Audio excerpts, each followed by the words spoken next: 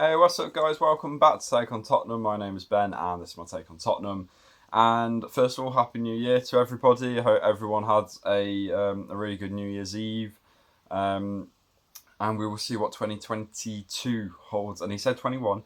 We'll see what 2022 holds for everybody, just in general, with all COVID and everything like that. But with Tottenham Hotspur. And speaking of Tottenham Hotspur, let's get into the game. Full time result: Watford nil, Tottenham 1. Very strange game, very bizarre game. Bit of everything. But first of all, we have to talk about the incident that happened towards the end of the game, which was a fan needed medical attention, and just sending best wishes really to the fan. I think that we've seen it sort of a little bit more regularly in the last couple of months. I don't know why, but it's obviously always concerning when something like that happens. But I just hope that fan's okay, and I think that it was dealt with quite quickly. So I think that's a positive that we have to sort of acknowledge, and hopefully that fan's stable and doing well. But yeah, just sending best wishes to that fan. So let's get into the game. Like I said, full time result 1-0 to Spurs. A bit of an up and down game. Like I said, Spurs, I think they picked their strongest lineup that they've got to hand at the minute. And really, the first half was just a case of sustained pressure. A lot, Watford playing very deep, very defensive. Not really. I don't think they really the odd foray into the Spurs half, but really it was Spurs just continuous pressure, but not really producing like relentless amounts of shots or anything. It was just pressure. It was just pressure. Not many shots. They did have their chances. Højbjerg had a volley that went into row Z, which was great. Reguilon had a really good shot just on the edge of the box, which produced a really good save from the Watford keeper. Emerson Royale in particular had a lot of time on that right hand side, lots of time. There was a really big Kane chance. He won possession, took a really big chance actually, because it was Watford had lost the ball with not many people back, and Kane had the chance and he just dragged it wide. And it was really frustrating, but it was better from Kane. I felt like his movement, his shape was more reminiscent of the Kane that we kind of know. It was just a shame the shot was more Kane of this season, but it was a good move. Just a shame it just missed out.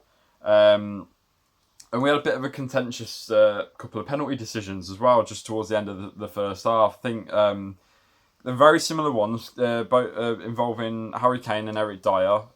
Kane and like I said, very similar incidents. Kane kind of was getting hugged in the box like really tightly, really like couldn't move, and I was just kind of looking at it thinking, how was he's getting impeded there? Surely, how he's not able to move? He's not, what? How is that not a penalty? If that was anywhere else, would it be a free kick? I'm not sure. I thought Dyer's was more of a penalty, more of a foul anyway, than Kane's one, because a free kick got whipped in just before half time, and same thing. Dyer was getting hugged and he got brought down. And to me, that was just a blatant penalty. I don't know why VAR, anything, has not looked at that. I have no idea. I think it's been a really dodgy couple of weeks for referees in general. We'll get into that later. But yeah, it's very questionable. And I just felt with the two decisions that Spurs had with those disallowed goals as well on the 28th against Southampton, now these two penalty decisions, I thought they were obvious penalties, but I might say that because I'm a Spurs fan. So second half, we came out, more sustained pressure. Kane had a really good shot from about 25 yards out. It was a really good save. Tipped over the bar. And then Watford started growing back into the game, and Lloris made a really good save from Josh King. Excuse me. Watford broke down. Josh King had a really good shot. I thought it'd just gone wide. Actually, Lloris managed to just tip it around the post, which was really good. And they just started growing a bit more into it. And me as a Spurs fan, a lot of Spurs fans probably would have gone, "It's going to be one of those days, isn't it?" But luckily, Watford, they grew into it, but they didn't have many massive clear-cut chances. Emerson whipped in a cross. Højbjerg just got all his feet mixed up, and it got sort of smothered away basically.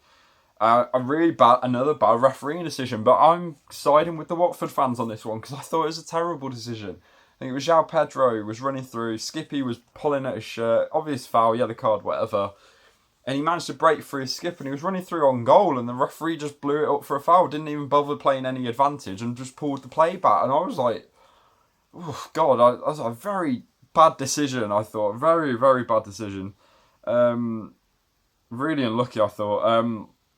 Sonny had a chance. He tried the Cruyff finish, but it didn't work out. He did score one of those against Watford a couple of years ago, but very opposite end of the spectrum with his attempt today. It just went straight wide, not even close.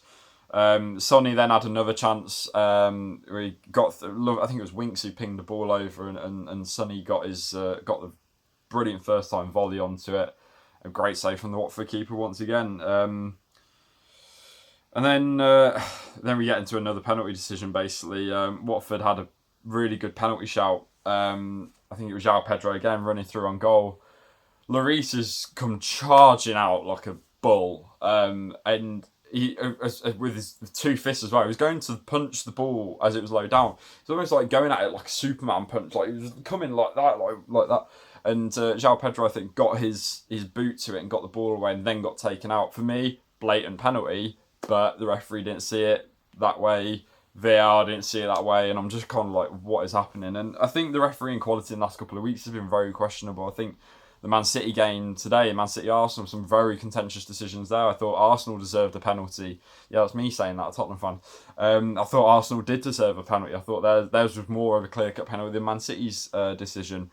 I thought last week with Spurs we had those two disallowed goals that I still can't tell you why they were actually disallowed.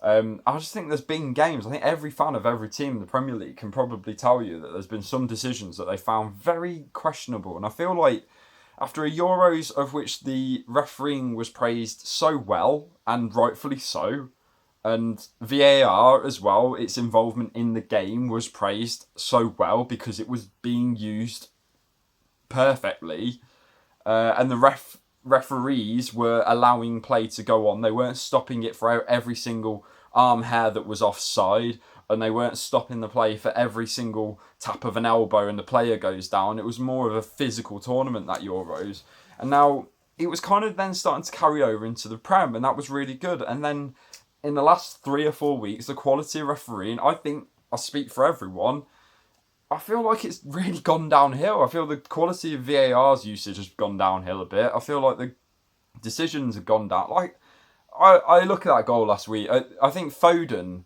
scored a goal. This is the Tottenham Southampton game, the Man City, I can't remember who they played game, but Foden scored in it. And Foden's goal, to me, was, in terms of the offside lines that were there, was identical to Kane. I could not tell you the difference. And Foden stood and Kane's didn't. You tell me why. I don't understand it personally. I don't even understand half the rules anymore. But to me, like, you look at those offside lines, one was, one wasn't. Makes no sense to me. And like I said, I just feel like the quality's just completely dropped in the last couple of weeks, and it's really poor to see, because I feel like we all had a degree of optimism about refereeing and stuff in the Premier League this season, especially after the Euros, and now it's I don't know. Disappointing, really disappointing, and I'm arguing for Watford to have a penalty against my team there. That's how bad I thought these decisions were today. Luckily, Spurs got a goal, 96 minutes. So it was obviously quite a chunk of added time because of the fan needing the medical attention. Spurs managed to get a really late goal. I think it was the 96th minute. Managed to get a free kick on the left. Sonny whipped the ball in right in the 6-yard box. Absolutely perfect where you want to put one of those balls really late on the game. Someone's got to get their head on it. It could even be a defender own goal. Luckily, Davinson Sanchez managed to get his head on it and score what was the winner. And in the end, it was a much needed 3 points for Spurs. They needed to win this game. Arsenal losing earlier. West Ham are in action tonight, obviously, so they could get 3 points. Spurs, yeah, they have those game in hand, but they needed to get that result. If they want to be top 4 contenders, you need to win games like this. They dominated the game, I think, overall. But I think, like the Southampton game, for what they dominated, there was a distinct lack of shots. There was a distinct lack of, they had shots, of course, they had chances, but I feel like they were missing something. They had the chances, but they weren't peppering the goal. And when they're in so much domination of like possession and just where they are on the pitch, you need to see shots and chances being created. And I just feel like that, and the Southampton game, especially Southampton with 10 men, they just didn't do that. And I feel like they didn't do that well today. I felt like the crosses from Emerson, from Sonny, from Reguilon just didn't have... They were crosses that were going in, hitting and hoping more than picking specific players out, which I found really disappointing as well. So I'll take it. It's a much needed 3 points, of course. First win on the road for Antonio Conte, still unbeaten, which is really great. We go into the Carabao Cup semi-final, first leg with Chelsea on Wednesday. That'll be a huge game because it's Chelsea anyway, but Antonio Conte, all that, it's going to be mental. And yeah, it'll be really good to watch, hopefully. But yeah, 3 points. Wasn't pretty, but we got the job done, and that's that. So let me know what you think about the referee, and I'm really interested to see what people think of the refereeing decisions in the comment section below. If you haven't already, please like, comment and subscribe, whatever. I'm really interested to see your comments about the refereeing thing, so I don't know if it's just my opinion or anything, but let me know. I really want to see what people think. And what do you think of that the result? Like I said, not great, but the job's done, and that's the main thing. 3 points, much needed. So, like I said, if you haven't already, please subscribe, hit the notification bell as well. And I will see you guys on Wednesday for the Carabao Cup semi-final game. And as always, come on, you Spurs.